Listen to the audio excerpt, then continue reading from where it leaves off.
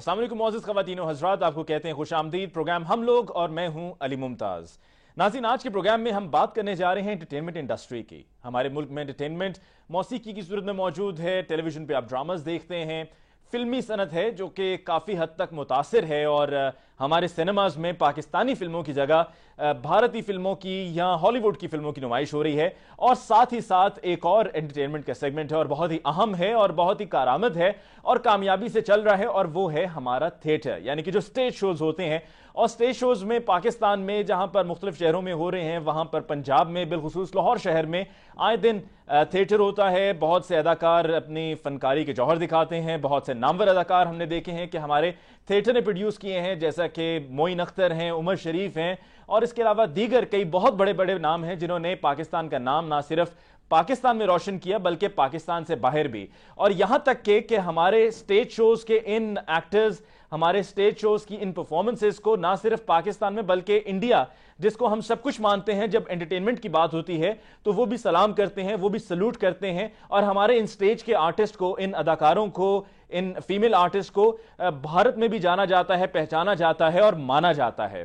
तो आज के प्रोग्राम में हम अपने स्टेज शो, स्टेज थिएटर के हवाले से बात करने जा रहे हैं कि इसमें जो इश्यूज हैं उनको किस तरीके से एड्रेस किया जा सकता है। और इश्यूज में यकीनन जहां पर हम देखते हैं कि लोग जाते हैं इन स्टेज शोज पे जहां पर दहशतगर्दी है, बेरोजगारी है, महंगाई है, वहां पर इन शोज को देखने वाले जब जाते हैं तो उनके चेहरों पे मुस्कुराहट होती है और जब लौटते हैं तो उनके चेहरों पे मुस्कुराहट होती है। यानी कि हमारे ये आर्टिस्ट हमारी पब्लिक के चेहरों पे मुस्कुराहटें बिखेरते हैं और इसका सारा क्रेडिट इनको जाता है। लेकिन यहां पर एक इशू है और वो इशू बहुत बड़ा है और वो अभी से नहीं, काफी अरसे से है। और वो क्या वजह है कि अब तक रिजॉल्व नहीं हो पाया, ये हम डिस्कस करने जा रहे हैं। और इशू है कि हमारे स्टेज शोज पे जो जुबानी गुफ्तगू होती है, जिस तरह की स्टेज परफॉर्मेंसेज फीमेल आर्टिस्ट की तरफ से होते हैं, जो डांसेस होते हैं, क्या यहां पर जाकर फैमिलीज ये सब देख सकती हैं, सुन सकती हैं? क्योंकि अगर हमारा स्टेज, हमारा ये थिएटर इतना मकबूल है तो उसकी मकबूलियत में और इजाफा क्यों ना किया जाए और उसको देखने सुनने लायक उन लोगों के लिए भी क्यों ना बनाया जाए जो जाकर देखना चाहते हैं अपनी फैमिलीज के साथ। तो इस पे बात करने के लिए हमें आज के प्रोग्राम में ज्वाइन किया है हमारे मौजूद मेहमानों ने। उनका तारुफ करा देते हैं। सबसे पहले लाहौर स्टूडियोज में हमें ज्वाइन किया है आसिफ इकबाल साहब ने। आसिफ इकबाल साहब का क्या तारुफ कराएं, किसी तारुफ के मोहताज नहीं, सभी जानते हैं, बहुत ही नामवर अदाकार हैं स्टेज के। आसिफ साहब आपका बहुत बहुत शुक्रिया, आप तशरीफ लाए।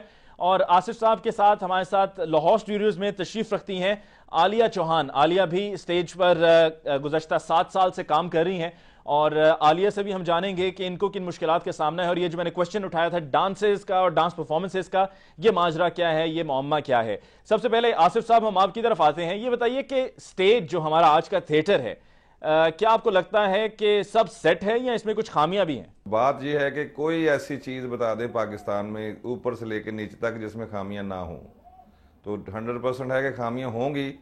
लेकिन ये है कि खामियों पर काबू पाना चाहिए, ना कि उनको खामियों की वजह से उस चीज़ को बंद कर देना चाहिए। खामियां तो होंगी हर चीज़ में खामियां हैं, लेकिन ये इतनी बड़ी खामियां नहीं कि उनकी वजह से उसको बिल्कुल ही ऑफ कर दें या उनको अवॉइड कर दिया जाए। बिल्कुल ही उनको ठीक करने की कोशिश करनी चाहिए।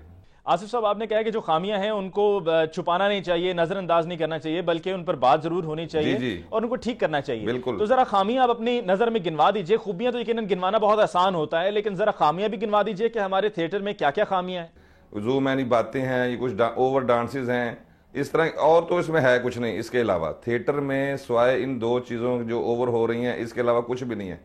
लेकिन मैं इसमें यह कहना चाहता हूं कि डांसेस में पहले बात करूंगा। डांसेस जो हैं वो जो थिएटर में बैठ के, हॉल में बैठ के बंदा देख रहा है ना जी, उसमें और जो टेलीविजन में बंदा देख रहा है उसमें 100% फर्क है। जब वो डांस, फर्क है, किस तरह से डिफरेंस है? वो डिफरेंस इस तरह से है कि जब वो आप टेलीविजन पे वो डांस देख रहे होंगे ना, तो उसके फ्रेम ऐसे बनेंगे, उसके शॉट ऐसे बनेंगे कि वो आपको काबिल एतराज लगेगा।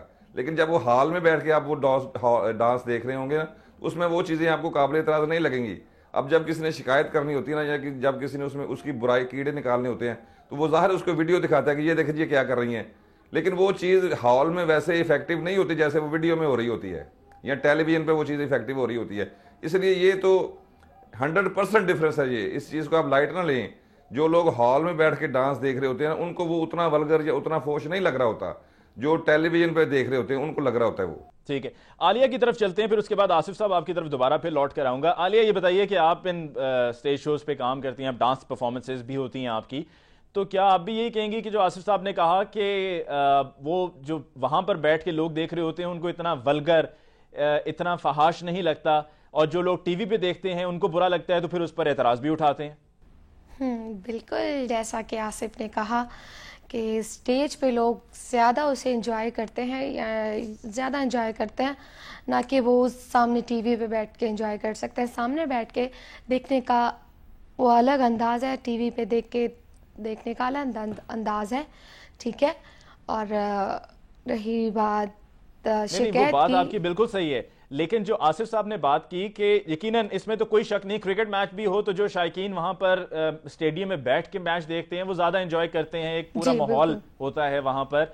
और जो घर पे बैठ के देख रहे होते हैं, कोई अकेला बैठ के देख रहा होगा या कोई दफ्तर में बैठा देख रहा होगा, तो वो उस तरीके से महसूस नहीं हो पा रहा होगा, उतनी तवज्जो भी नहीं दे पा रहा होगा। लेकिन जो आसिफ साहब ने पॉइंट उठाया वो ये है कि जब आप इन परफॉर्मेंसेस को वहां सामने थिएटर में बैठ के देखते हैं तो वो इतनी बुरी नहीं लगती, वो इतना गाने इतने वल्गर नहीं लग रहे होते, परफॉर्मेंसेज इतनी वल्गर नहीं लग रही होती, लेकिन टीवी पे बड़ा वल्गर दिखता है। तो क्या आप ये समझती हैं कि कैमरे उसको इस तरह से करके दिखाते हैं, इस एंगल से शूट किया होता है कि बड़ा वो वल्गर लगे?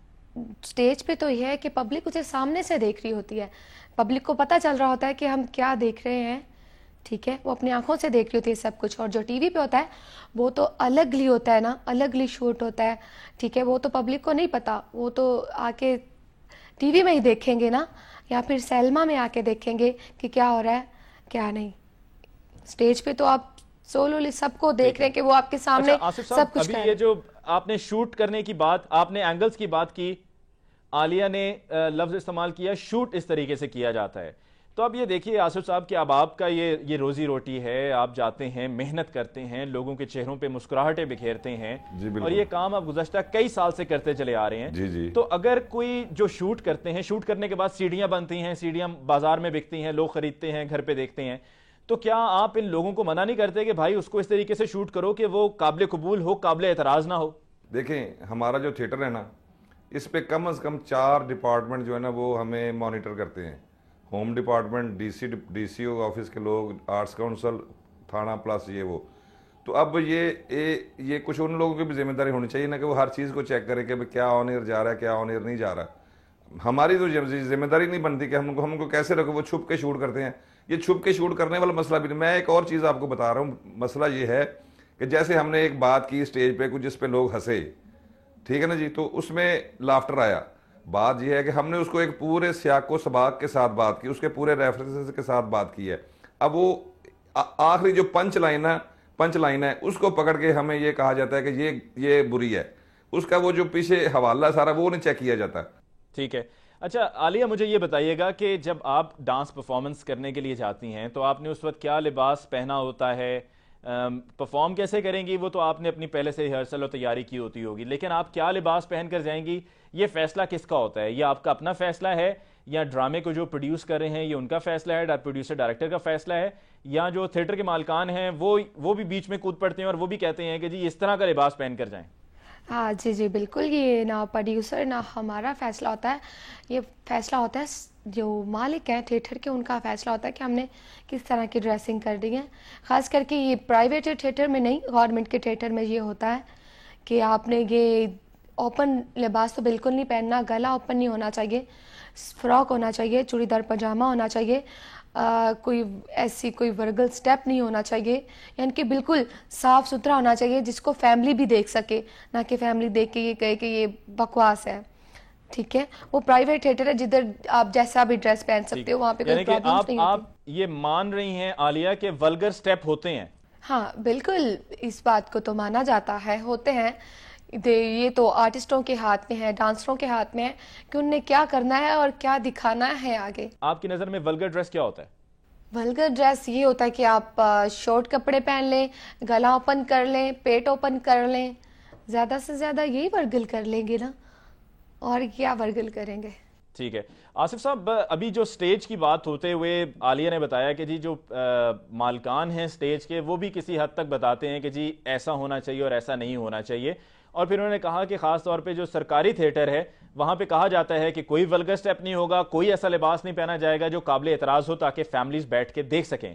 तो जो प्राइवेट स्टेज है वहां पर फिर इस तरह क्यों किया जाता है? वहां पर क्यों नहीं यही लाइन पकड़ के इसी लाइन को चला जाता कि जी लिबास मुनासिब होना चाहिए, वल्गर नहीं होना चाहिए, डांसेस वल्गर नहीं होने चाहिए? मैं आपको ये एक बात बताऊं कि प्राइवेट थिएटर में सरकारी थिएटर की निस्बत बहुत ज़्यादा सख्ती भी है और वहाँ मॉनिटरिंग भी बहुत ज़्यादा है। कोई भी लड़की जो मर्जी ड्रेस पहने, चाहे वो जितना मर्जी कीमती हो, जितना मर्जी जैसा मर्जी हो, लेकिन वो सारा कवर्ड होगा, पूरा 100% कवर्ड। उसमें एक चीज़ आप ये नहीं दिखा सकते यहाँ से कोई वल्गैरिटी या कोई ऐसी चीज़, कोई ऐसी एक परसेंट भी आप ये नहीं शो करा सकते कि ये वल्गैरिटी है, क्योंकि ये 4 डिपार्टमेंट मैंने आपको पहले भी बताया उसको चेक कर रहे होते हैं, उसके ड्रेस को, उसके स्टेप्स को, उसकी हर एक चीज़ को मॉनिटर कर रहे होते हैं। एक दिन वो करेगी, अगले दिन वो बैन हो जाएगी। ये 100% आपको श्योर बता रहा हूं। आसिफ साहब, यहीं से हम बात को कंटिन्यू करेंगे। जो भी आपने कहा कि अगर कोई एक दिन इस तरह से करेगा और बहुत से इदारे देख रहे होते हैं तो अगले दिन वो एक्ट्रेस जो हैं वो अपनी उस डांस परफॉर्मेंस की वजह से बैन हो जाएंगी। लेकिन कितने नोटिस इशू होते हैं, बैन्स लगते हैं, फिर दोबारा से वही काम शुरू हो जाता है। ऐसा क्यों होता है, किस किस के साथ हुआ, इस पर हम बात करेंगे एक वक्फे के बाद। मैं बैन हुआ हूँ, ठीक है ना जी, तो मेरे पास सिफारिश है, मैंने उसको खुलवा लिया 1 दिन बाद या 2 दिन बाद, तो इसमें किसी को क्या एतराज हो सकता है? तो ये तो आर्टिस्ट ही नहीं है, यानी जो ये बात कर रहे हैं, कौन इनको आर्टिस्ट कहता है? हम आर्टिस्ट हैं, हमें अपना परफॉर्म करना है, ना कि उनकी बातों पे गौर करना है।